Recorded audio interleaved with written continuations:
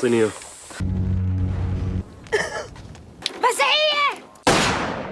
Berceuse pour vous consoler.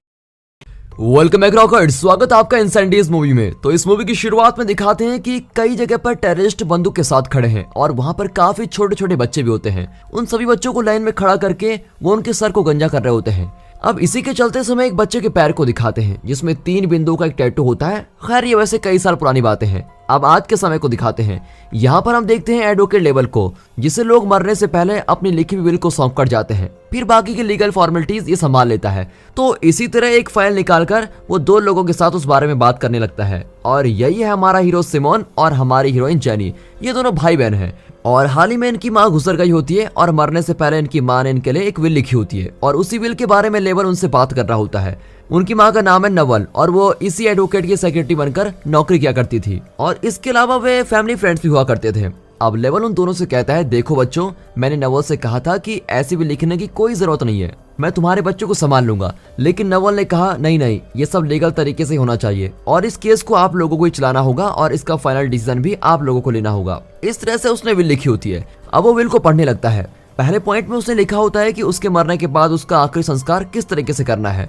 उसे कोई शव पेटी में न रखकर सीधे मिट्टी में दफनाना होगा और उसे बिना कपड़े के दफनाना होगा। उसने ये भी लिखा होता है कि चेहरा ऊपर की तरफ न होकर पेट के बल लिटाना होगा और उस जगह पर कोई पत्थर या उसका नाम नहीं लगना चाहिए। अब उसने अपने दोनों बच्चों के लिए 2 एनवेलप रखी होती है और इन दोनों लेटर्स को उन्हें संभाल कर रखना होगा। जेनी को दिए लेटर में लिखा होता है कि उसे अपने पापा को ढूंढना होगा और सिमोन के लेटर में लिखा होता है कि उसे अपने बड़े भाई को ढूंढना होगा। अब ये देखकर दोनों हैरान हो जाते हैं क्योंकि उनके पापा काफी साल पहले ही मर चुके थे, फिर उनका एक भाई कैसे हो सकता है, उनको ये समझ में नहीं आता। और इस बात के बारे में कभी नवल ने उनको बताया भी नहीं था। तो वो सोचते हैं कि माँ ने ये सब कुछ इस विल में कैसे रख दिया जब हमारा भाई ही नहीं है। अब इन बातों से सिमन बहुत ही कंफ्यूज हो जाता है और वो लेवल से कहता है इसमें कुछ तो गड़बड़ी है। फिर आखिरी लाइन में लिखा होता है कि इस तरह तुम दोनों अगर अपने पापा और बड़े भाई को ढूंढने में सफल होते हो तो उसके बाद इस तीसरे लेटर को खोलकर लेवल तुम्हें पढ़कर एक बात बताएंगे। तब जेनी पूछती है कि क्या कोई और चीज रखी है माँ ने। तब लेवल उन्हें नवल की पासपोर्ट और उनकी क्रॉस वाले लॉकेट को देता है और जब जेनी उसको देखने लगती है तब सिमन चिल्लाकर कहता है कि देखिए, हमारी माँ मरते समय थोड़ी मेंटली अफेक्टेड थी, उन्होंने ये सब बेकार की बातें लिखी हुई हैं, तो आप हमें ये सब मत बताइए, आप अभी इस तीसरे लेटर को ओपन करिए और हमको पढ़कर बताइए। तब लेवल कहता है कि नहीं बेटा, ऐसी कोई बात नहीं है, वो बिल्कुल ठीक थी और उसने ये स्पष्ट रूप से लिखा हुआ है, इसमें जरूर कोई सीरियस बात है और इसे तुम समझने की कोशिश करो। तब सिमन कहता है नहीं, मैं ऐसा नहीं करूंगा, मैं एक राजा की तरह उनका आखिरी संस्कार करूंगा, उसमें लिखी हुई बातों को मैं नहीं मानता। ये कहकर वो गुस्से में बाहर चला जाता है। तब जेनी नवल के पासपोर्ट में उसकी फोटो को देख रही होती है और फिर वो लेवल से पूछती है, अंकल क्या सच में हमारे पापा जिंदा है या माँ ने मेंटल बीमारी होने की वजह से ये सब कुछ लिखा हुआ है। इस पर लेवल कहता है, देखो बेटा, क्या कोई मरने से पहले ऐसी कंफ्यूज करने वाली बातें लिखेगा। तुम्हारी माँ तुम दोनों को कोई बात बताना चाहती है और तुम दोनों उसको ढूंढना शुरू कर दो। ये कहकर वो उनको भेज देता है। जब वो नीचे आती है तब सिमन चिल्लाते हुए उससे पूछता है, ये सब क्या है, क्या तुमने इसको सीरियसली लिया है। तब वो कहती है कि हाँ, मैंने इस बात को सीरियसली लिया है और मैं इस टास्क को शुरू करने वाले हूँ। वो कहता है, तुम पागलों की तरह बातें मत करो, मैं माँ की आखिरी संस्कार अच्छी तरह से कर लूंगा। लेकिन वो जवाब में कुछ नहीं कहती। अब अगले सीन में दिखाते हैं कॉलेज को जहाँ जेनी पढ़ रही होती है। वो एक बहुत ही अच्छी मैथ स्टूडेंट होती है और एक प्रोफेसर की असिस्टेंट भी होती है।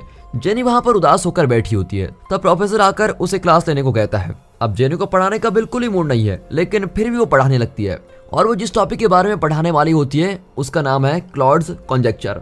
ये जायंट की एक टर्म है और ये क्या है इसके बारे में आप सर्च करके देख सकते हैं। यानी 1 + 1 = 1, यही इस टर्म का फॉर्मूला है। इसमें एक मेथड होता है जिससे 1 + 1 कैलकुलेट करने पर उसका नतीजा भी 1 ही होता है। और दोस्तों इसे याद रखिए क्योंकि यही है इस मूवी का मेन कॉन्सेप्ट।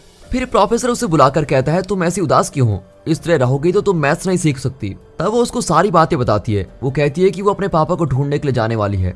अब जेनी को उनके बारे में कोई जानकारी नहीं होती, लेकिन उसे ये पता होता है कि दरेश नाम की एक सिटी में ही उनकी मृत्यु हुई थी। प्रोफेसर उसे पूछते हैं कि तुम्हारी माँ का गांव कौन सा है। वो कहती है कि वो भी दरेश में रहती थी। तब प्रोफेसर उसे कहते हैं कि बिना कोई जानकारी के किसी को ढूंढने से अच्छा होगा कि तुम उन बातों को पूरा करो जिसके बारे में तुम कुछ तो जानती हो और इससे तुम इस काम में कामयाबी हासिल कर सकती हो। इसीलिए मैं कह रहा हूँ कि तुम पहले अपनी माँ के बारे में और जानो, फिर उनको ढूंढो। असल में नवल यूनिवर्सिटी ऑफ दरेश में फ्रेंच सीखती थी और वहां पर जाने पर कोई क्लू मिल सकता है। ये सोचकर जेनी वहां जाने के लिए निकल जाती है। और जेनी के वहां जाने से पहले एक फ्लैशबैक दिखाया जाता है। दोस्तों इस मूवी को नॉन लीनियर तरीके से बनाया गया है और इसमें सीन्स काफी बार बदलते रहेंगे। मैं इन्हें अच्छे से एक्सप्लेन करके समझाऊंगा। अब फ्लैशबैक में दिखाते हैं जेनी और नवल एक स्विमिंग पूल में नहा रहे होते हैं। तब जेनी नवल को एक चेयर पर स्थिर बैठे हुए देखती है और वो जब उनके पास जाकर देखती है तब पता चलता है कि वो कुछ देखकर बहुत ही ज्यादा डरी हुई है। फिर वो उसको पुकारने लगती है कि माँ माँ कुछ तो बोलो। और ये कहते रहने पर ही अगले सीन में दिखाते हैं कि उसे एक हॉस्पिटल में एडमिट किया गया है और वहाँ सिमन भी आया होता है। डॉक्टर्स उन्हें सवाल करते हैं कि क्या इन्हें कोई बीमारी है और क्या इन्हें कोई मेंटल बीमारी है, क्योंकि ये कुछ देखकर बहुत डरी हुई हैं और ऐसे केस को हमने पहले कभी नहीं देखा है। अब ये सुनकर दोनों बच्चे बड़े परेशान होकर कहते हैं कि नहीं, उन्हें कोई बीमारी नहीं है। अब नवल की कहानी को दिखाते हैं। कई साल पहले नवल ने उसके शहर में वहब नाम के एक मुस्लिम रेफ्यूजी से प्यार किया होता है और इनके बीच का प्यार काफी मजबूत होता है और फिर वो दोनों शहर को छोड़कर भाग जाने की कोशिश भी करते हैं। लेकिन तभी नवल का भाई आ जाता है और वहब को कहता है कि तुम एक रेफ्यूजी होकर हमारी बहन को ले जाने की हिम्मत कैसे कर सकते हो, और फिर बिना कुछ सोचे समझे ही वो उस पर गोली चलाकर मार डालता है। फिर वो नवल को भी शूट करना चाहता है लेकिन तब तक उसकी माँ वहाँ पर पहुँच जाती है। असल में नवल एक क्रिश्चियन परिवार से होती है। फिर उसकी माँ उसको खूब डांटती है ये कहकर कि तुमने ऐसा क्यों किया, और तब नवल उन्हें एक सच बताती है कि वो प्रेग्नेंट है। अब ये सुनकर उसकी माँ बिल्कुल हैरान होकर फिर उसको डांटने लगती है कि तुम्हारे पेट में उस रिफ्यूजी का बच्चा है। फिर कुछ दिनों के बाद माहौल शांत हो जाता है और नवल की डिलीवरी भी हो जाती है और उसको एक सुंदर सा बेटा पैदा होता है। अब बच्चा पैदा होते ही नवल की माँ उस बच्चे को ले जाकर उसके पैर पर 3 बिंदु वाली टैटू लगा देती है। फिर वो नवल से कहती है देखो तुमने बहुत बड़ी गलती की है और उस गलती की वजह से ये बच्चा पैदा हुआ है। इस बात को अगर इस शहर के लोग जानेंगे तो बहुत ही बड़ी प्रॉब्लम हो जाएगी, इसलिए मैं इस बच्चे को एक अनाथ आश्रम में भेज रही हूँ। तुम्हें अब ऐसा करना होगा कि तुम अब यहाँ से जाकर अच्छे से पढ़ाई कर लो और एक अच्छी नौकरी करके बड़ा नाम कमा लो। फिर अगर तुम चाहो तो इस बच्चे को ढूंढकर तुम इसको पाल सकती हो, लेकिन तब तक तुम्हें यह बच्चा नहीं मिलेगा। अब ये सुनकर नवल के पास और कोई चारा नहीं होता और वो उस बच्चे को अपने हाथों में लेकर उससे कुछ बातें करने लगती है। देखो बच्चू, मामा तुमसे बहुत प्यार करती है। मैं एक दिन तुमको ढूंढकर जरूर आऊंगी। मैं तुम्हें धोखा नहीं दूंगी और तुम्हारे हिस्से का प्यार मैं तुमको देकर ही रहूंगी। अब ये सब बातें करते समय उसकी माँ उस बच्चे को छीन कर लेके जाती है। अब आपको पहले सीन में दिखाए गए टैटू के बारे में कुछ अंदाजा आ गया होगा, उसे ध्यान में रखिए। अब अगले सीन में जेनी को दिखाते हैं। जेनी अब उस यूनिवर्सिटी में पहुंच गई है जहां से नवल ने शिक्षा ली थी और वहां के ऑफिस में वो एक स्टाफ को नवल की पासपोर्ट फोटो दिखाती है और कहती है कि मुझे इसके बारे में जानकारी चाहिए। इन्होंने 34 साल पहले यहाँ से शिक्षा प्राप्त की थी। अब ये सुनकर वो स्टाफ बड़ा अजीब एक्सप्रेशन देते हुए कहती है मैडम, मैं तो अभी कुछ महीने पहले यहाँ पर आई हूँ और मैं बिल्कुल नहीं हूँ। इस मामले में मैं कैसे आपकी मदद कर सकती हूँ। तब जेनी कहती है देखिए मैं काफी दूर से यहाँ पर आई हूँ, क्या कोई यहाँ पर ऐसा स्टाफ है जो मेरी मदद कर सकता है। तब वो लड़की कहती है कि एक प्रोफेसर है और उसको इस बारे में सूचित करती है। ये प्रोफेसर काफी सालों से उस यूनिवर्सिटी में काम कर रहे होते हैं और फिर वो प्रोफेसर नवल की फोटो को देखकर कहते हैं हाँ मैं इसको अच्छी तरह जानता हूँ। ये तो एक टैलेंटेड लड़की हुआ करती थी और ये हमारे यूनिवर्सिटी के न्यूज़पेपर की रिपोर्टर भी थी। मैं बस इतना ही जानता हूँ। ऐसा कहते हुए वो उस फोटो को देखते हैं। उस फोटो के बैकग्राउंड में कुछ अरबिक अक्षर लिखे होते हैं। उनको देखकर वो उसको एक और बात बताते हैं। वो कहते हैं ये फोटो इस शहर में होने वाले एक बड़ी जेल में खींची हुई फोटो है। ये सच है और ये अक्षर ही इस बात को बता रहे हैं। अब जेनी को अगला क्लू मिल जाता है। अब ये सुनकर वो चौंक कर सोचती है कि मेरी माँ ने ऐसा कौन सा गुनाह किया कि वो जेल में चली गई थी। अब नवल के कॉलेज के समय को दिखाते हैं और उस समय उस शहर में एक बहुत ही बड़ी सिविल वॉर शुरू हो गई थी, यानी शहर के अंदर ही मुस्लिम और क्रिश्चियन धर्म के लोगों के बीच दंगे और लड़ाई हो रहे थे और उस शहर में क्रिश्चियन गवर्नमेंट राज कर रही थी। इसीलिए वे वहाँ के क्रिश्चियन लोगों को ही ज्यादा महत्व देते थे और मुस्लिम की कोई फिक्र नहीं करते थे और इसके अलावा वहाँ किसी रिफ्यूजी के आने पर उसको मारकर भगा देते थे। लेकिन यहाँ के मुस्लिम लोग रिफ्यूजी को सपोर्ट करते हैं और इसलिए रिफ्यूजीज और मुस्लिम मिलकर उस गवर्नमेंट के विरोध में लड़ाई करने लगते हैं। और इन बातों की चर्चा चलते समय नवल कहती है कि सबसे पहले इंसान को इंसान की तरह देखना होगा। मैं भी क्रिश्चियन हूँ और हम भी दूसरे शहर से आकर यहाँ रह रहे हैं और हम भी रिफ्यूजी के दर्द को समझते हैं। यानी वो अपने एक्स बॉयफ्रेंड के बारे में बता रही होती है और कहती है कि यहाँ का क्रिश्चियन गवर्नमेंट ही सही नहीं है। ये बात तो सही है क्योंकि किसी भी धर्म में इंसानों को परेशान करने की बात नहीं लिखी है। अब ये सब बातें करते समय वो देखती है कि उस शहर में दंगे बढ़ने लगते हैं और क्रिश्चियन और मुस्लिम एक दूसरे की पिटाई करने में तुले हुए हैं। फिर वहां से नवल किसी तरह से बचकर भाग जाती है। फिर वो अपने अंकल के घर में चली जाती है। उसके अंकल कहते हैं कि नॉर्थ साइड से काफी मुस्लिम यहाँ अटैक करने आ रहे हैं, इसलिए अब हमारा यहाँ रहना सेफ नहीं है और हमें जल्द ही यहाँ से निकलना होगा। तब नवल उसकी पढ़ाई और लाइब्रेरी इन सब के बारे में उनसे पूछती है तो वो कहते हैं कि अब यहाँ सब बंद करने वाले हैं और यहाँ कुछ नहीं हो सकता, हमें यहाँ से जल्द निकलना होगा। इस तरह वे प्लान बनाते हैं और उसी समय नवल के दिमाग में एक आइडिया आता है। वो सोचती है कि मुझे वैसे यहाँ से निकलना है तो क्यों ना मैं जाने से पहले मेरे बेटे को ढूंढकर उसे भी मेरे साथ लेके चलूं। ये सोचकर वो उस रात किसी को बताए बिना ही वहां से निकल जाती है। अब वो नॉर्थ साइड में जाने लगती है और वहाँ पर मुस्लिम लोगों का अटैक बढ़ते जा रहा होता है। फिर वो उसी जगह पर जाती है जहाँ उसने अपने बेटे को जन्म दिया था, यानी उसकी माँ की रहने वाली जगह पर पहुंच जाती है। अब क्योंकि ये क्रिश्चियन है तो वो खुद को एक मुस्लिम की तरह दिखाती है और किसी तरह उस शहर के अंदर पहुंच जाती है। और फिर शहर में जाती ही सबसे पहले वो उस जगह पर जाती है जहां वह मारा गया था और जहां पर उन्होंने काफी समय साथ में बिताया था। फिर वो उस अनाथ आश्रम को ढूंढकर वहां पहुंच जाती है, लेकिन वहां ज्यादातर छोटी लड़कियां नजर आती हैं। और फिर वो किसी से पूछती है कि क्या ये लड़कियों का अनाथ आश्रम है, और वो भी कहते हैं कि हाँ, ये आश्रम लड़कियों के लिए है। यहाँ लड़के भी रहा करते थे, लेकिन उन्हें किसी और जगह पर भेज दिया गया है और वो आश्रम यहाँ से कुछ दूरी पर ही है, लेकिन वहाँ कल टेररिस्ट ने अटैक किया था। अब ये सुनकर उसके पैरों तले जमीन खिसक जाती है कि कहीं मेरे बच्चे को कुछ हो तो नहीं गया। फिर वो डर डर कर उस जगह पर पहुंच जाती है और देखती है कि वो अनाथ आश्रम पूरी तरह से कुचल दिया गया है। वो किसी से पूछती है कि यहाँ क्या हुआ था, तो वो कहता है कि कल यहाँ पर टेररिस्ट ने अटैक किया था और यहाँ के सारे बच्चों को वो अपने साथ लेकर चले गए। अब ये सुनते ही वो नीचे बैठकर जोर जोर से रोने लगती है। और अब इसी को हमने पहले सीन में देखा था जहाँ बच्चों के सर को गंजा कर रहे थे। अब नवल वहां बैठकर फूट फूट कर रोने लगती है, क्योंकि उसने उस बच्चे से एक वादा किया था कि वो उसको कभी नहीं छोड़ेगी और उसे जो प्यार मिलना चाहिए उसको देकर ही रहेगी। लेकिन अब वो उस वादे को निभा नहीं पाने से बहुत ही दुखी हो जाती है। फिर वो वहां से निकलकर जब रोड पर चलने लगती है तब वहां पर एक गाड़ी आती है और वो लिफ्ट मांगना चाहती है, लेकिन उस गाड़ी में मुस्लिम सफर कर रहे होते हैं, इसलिए वो अपने गले से क्रॉस को निकालकर अपने सर को ढक देती है। मैं भी एक मुस्लिम हूँ, मुझे लिफ्ट की जरूरत है कहकर वो उस गाड़ी में बैठ जाती है। और उस गाड़ी में काफी मुस्लिम लोग होते हैं और वहां पर एक माँ अपने बच्चे के साथ खेल रही होती है और ये सब देखते हुए उदास होकर वो यादों में सो जाती है। फिर जब आंखें खोलती है तब वो गाड़ी एक रेगिस्तान में रुकी होती है और वहां पर काफी टेररिस्ट खड़े होकर उस गाड़ी को शूट कर रहे होते हैं। अब ये सब क्रिश्चियन टेररिस्ट होते हैं और वे गाड़ी में सभी यात्री को मार डालते हैं, लेकिन नवल किसी तरह बच जाती है और एक माँ और उसकी बच्ची भी उसके साथ बैठे हुए होते हैं। फिर टेररिस्ट उस बस को जलाने का प्लान बनाते हैं और तभी नवल तुरंत दरवाजा खोलकर उन्हें क्रॉस दिखाकर कहती है, मैं भी क्रिश्चियन हूँ, मुझे छोड़ दीजिए। फिर वो उस माँ से उस बच्ची को ले लेती है, ये कहकर कि मैं इस बच्ची को बचा लेती हूँ। फिर वो उन्हें कहती है कि ये मेरी बच्ची है। तब वो लोग नवल और बच्ची को खींचकर बाहर उतार देते हैं और वे उस बस को जला देते हैं। और अपनी माँ की तड़प कर चीखने की आवाज सुनकर वो बच्ची माँ को पुकारते हुए भागने लगती है और तब वो उस छोटी सी बच्ची की भी जान ले लेते हैं। और इस तरह ये लोग निर्दयता से लोगों को मार रहे होते हैं। अब इस वीडियो को देखने वाले हमारे व्यूअर्स से विनती है कि प्लीज कोई भी कमेंट्स में क्रिश्चियन और मुस्लिम धर्म के बारे में ना लिखें, क्योंकि इसके पीछे बहुत ही ज्यादा पॉलिटिक्स है। पहले की पीढ़ियों ने ये सब समझे भी नहीं, ऐसे क्रूर काम किए थे, लेकिन आज के जमाने में हम सब समझदार लोग हैं। हम आज की पीढ़ी को और अगली पीढ़ी को ये सब सिखाते चलेंगे कि सभी धर्म एक है और सभी इंसान एक है, इंसानियत के बाद ही सब कुछ है। अब कहानी में चलते हैं। अब ये सब देखकर नवल को बहुत ही ज्यादा दुख होता है और सोचती है कि क्या इनमें जरा भी इंसानियत नहीं है। ये सोचकर वो उन टेररिस्ट को देखती है और तब उनके टी शर्ट में ऐसे कामों को करने वाले क्रिश्चियन लीडर की तस्वीर को देखती है और उस पर उसको बहुत ही गुस्सा आता है। अब अगले सीन में जैनी को दिखाते हैं नवल के शहर में, जो उसके पापा को ढूंढ रही है और किसी तरह से एड्रेस की जानकारी लेकर वो उस घर पर पहुंच जाती है और घर पर काफी बुजुर्ग होते हैं। तब उसे लगता है कि यहाँ पर शायद मुझको जानकारी मिल सकती है और वो उनसे बातें करने लगती है। वो लोग भी पहले उससे अच्छी तरह बात करते हैं, लेकिन वे जब नवल की फोटो देखते हैं तब एक क्रिश्चियन महिलाएं कहती है, ये तो हमारे धर्म के लिए कलंक है, तुम यहाँ से चले जाओ, और ये कहकर उसको डांट देती है। अब जैनी को कुछ समझ नहीं आता कि वो ऐसी बातें क्यों कर रही है। अब नवल को दिखाते हैं जिसे उस हादसे के बाद उस क्रिश्चियन लीडर पर काफी गुस्सा आता है, इसीलिए वो मुस्लिम लीडर से मिलने जाती है। वहाँ जो आदमी उससे बातें करता है वो कहता है, हमारे लीडर का नाम है चमसुद्दीन, वो तुम्हें क्यों हमारी टीम में शामिल करेंगे। तब वो उसको पूरी कहानी बताती है, जैसे उसके हस्बैंड का मौत होना और उसके बच्चे से अलग होना। ये सारी कहानी बताने के बाद वो कहती है कि मैं एक रिपोर्टर हुआ करती थी और मैं सोचती थी कि इस दुनिया में शांति लाने के लिए एक कागज और एक कलम ही काफी है, लेकिन मुझे अब समझ में आ रहा है कि इससे कोई काम नहीं चलेगा और एक अच्छी गवर्नमेंट ही देश में शांति ला सकती है। इस तरह की बातें करके चमसुद्दीन उससे अपनी टीम में ले लेता है और वो उसको काफी आदर भी करते हैं और अब वो धीरे धीरे लगभग एक टेररिस्ट बन चुकी है। अब क्योंकि उसने फ्रेंच सीखी होती है तो वो उस क्रिश्चियन लीडर के बच्चों को फ्रेंच सिखाने की टीचर बन जाती है। अब एक समय आने पर उसको खबर आती है कि उसे क्रिश्चियन लीडर को मारना होगा और साथ ही बंदूक भी भेज दी गई होती है और उनके आदेश के अनुसार वो क्रिश्चियन लीडर को शूट करके मार डालती है। अब आपको समझ आ गया होगा कि उस शहर के लोगों ने उसे कलंक क्यों कहा था। अब वहाँ के सिक्योरिटीज उसको पकड़ लेते हैं, लेकिन उसको मारे बगैर उसे वहाँ के सबसे खतरनाक जेल में बंद किया जाता है।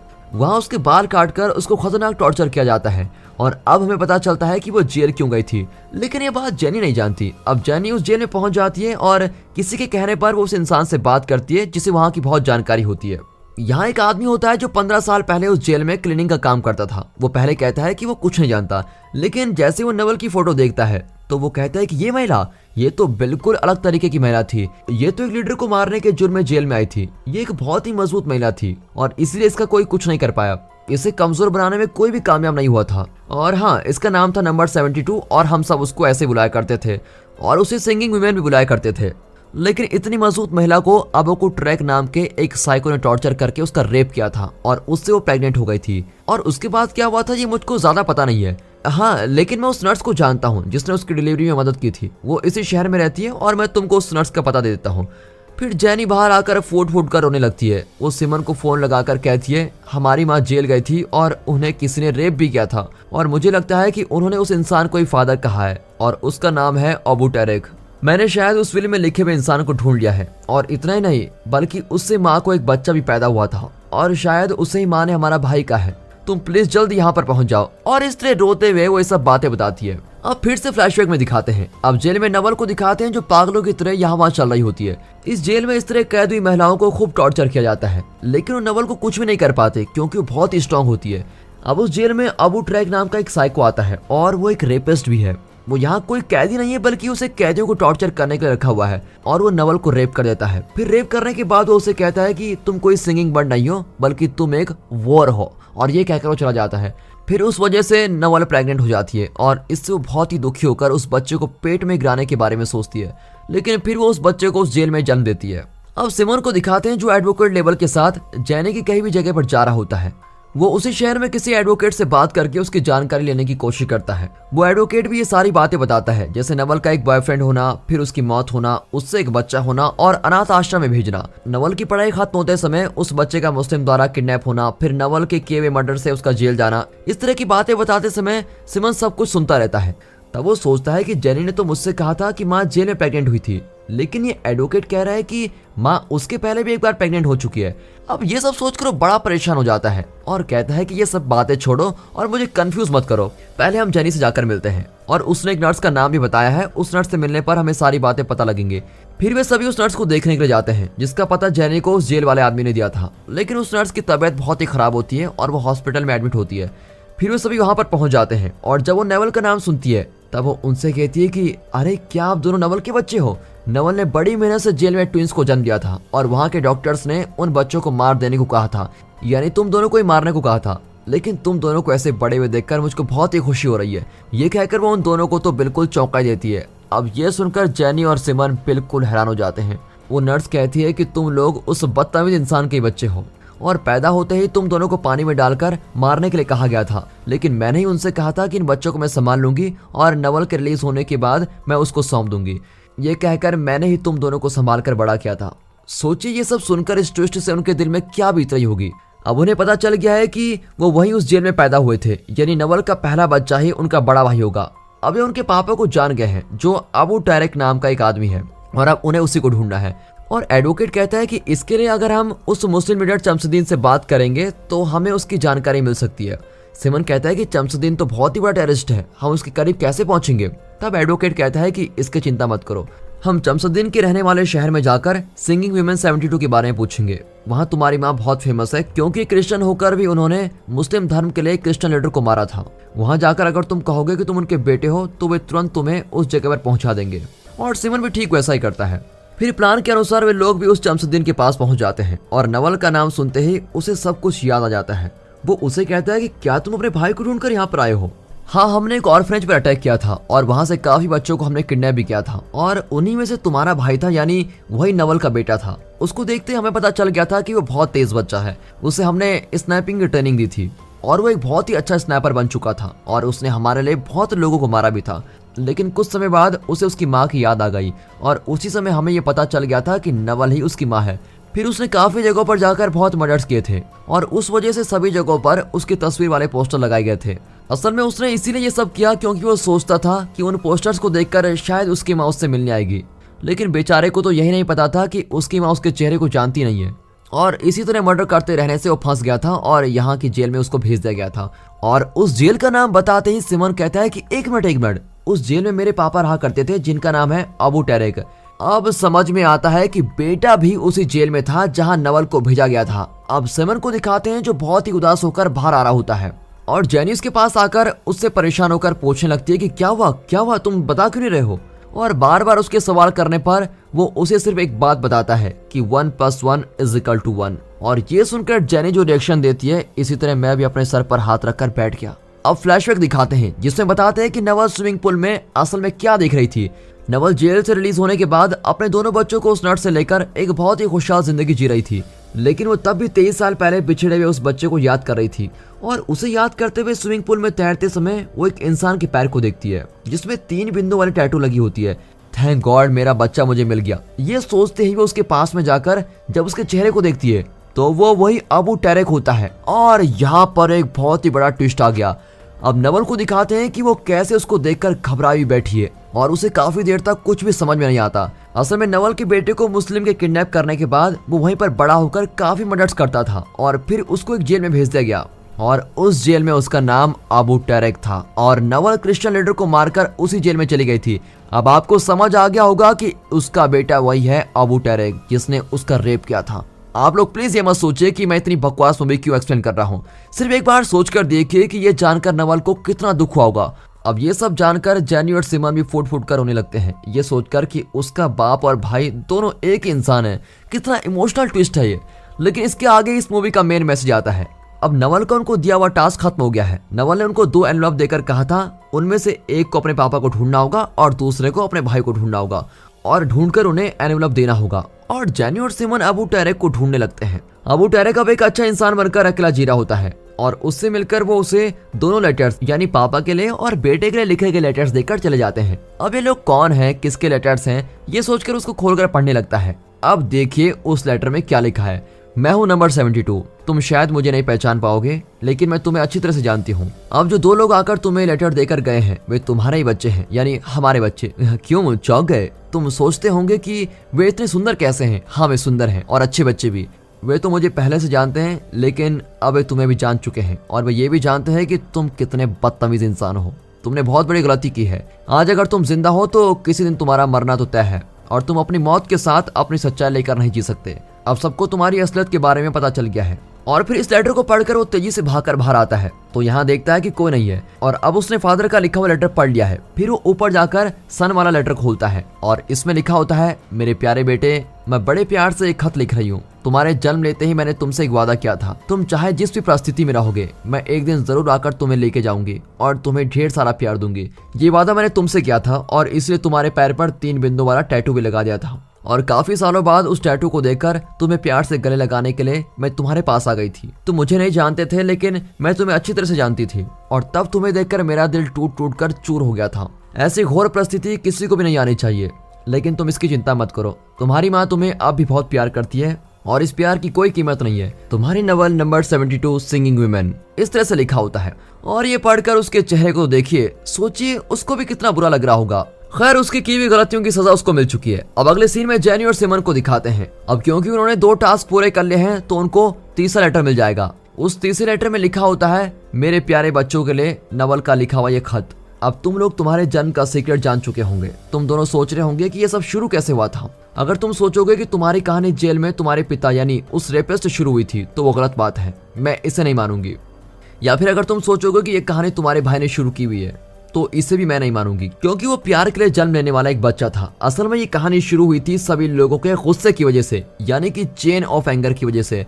जब मैं और मेरे हस्बैंड शहर से भागना चाहते थे तब मेरे भाइयों के गुस्से की वजह से वो मारा गया था और इसी घटना से अबू टैरेक नाम का एक बच्चा एक अच्छे पिता या माँ के बिना और प्यार के बिना ही बड़ा होने लगा था और इसीलिए वो बुरे काम करने वाला इंसान भी बन गया। और ऐसी परिस्थिति में रहकर बड़ा होने के गुस्से में ही उसने जेल में ऐसी हरकत की थी। फिर मैं क्रिश्चियन होने के बावजूद मुस्लिम पर किए जाने वाले अत्याचारों को देखकर बहुत गुस्से में आ गई थी और मैंने क्रिश्चियन लीडर को मार दिया था। फिर उस जगह से मैं जेल गई और वहां जाने से ही मेरे साथ वो गलत हुआ था और ये सब चेन ऑफ एंगर की वजह से हुआ है, यानी गुस्सा। मैं इस सब को बदलना चाहती हूँ और इस चेन को तोड़ना चाहती हूँ। ज्यादा गुस्सा करना किसी के लिए ठीक नहीं है और मैं बहुत खुश हूँ क्योंकि ये सारी बातें मैं तुम दोनों तक पहुंचा चुकी हूँ। तुम दोनों के लिए मेरा प्यार कभी कम नहीं होगा और आगे भी नहीं होगा। मैं अब भी आऊंगी, तुम्हें लोरियां सुनाऊंगी, तुम्हें प्यार करूंगी, तुम्हारी माँ। इस तरह से लेटर लिखा होता है। अब अगले सीन में नवल की समाधि के पास उसके नाम के पत्थर को दिखाते हैं और अबू टैरेक उसके पास खड़े होकर रो रहा होता है। और दोस्तों यहीं पर ये मूवी खत्म होती है। ये एक फ्रेंच मूवी है और इस शब्द का अर्थ है आग। आग के साथ आग मिल जाए तो बर्बादी होना जाहिर सी बात है। सिर्फ एक गुस्से की वजह से कितनी घोर घटनाएं घट सकती हैं, यही इस पूरी मूवी में दिखाया गया है। दोस्तों, क्या आपने ऐसी इमोशनल और ट्विस्ट वाली मूवी कभी देखी है? मैं चाहता हूँ कि फिल्मों को देखने वाला हर इंसान ये मूवी देखे, इसलिए आप जितनी हो सके उतने लोगों के साथ ये मूवी शेयर करें। फिर मिलते हैं अगली मूवी के साथ, तब तक के लिए गुड बाय, अपना ख्याल रखिए and finally thanks for watching.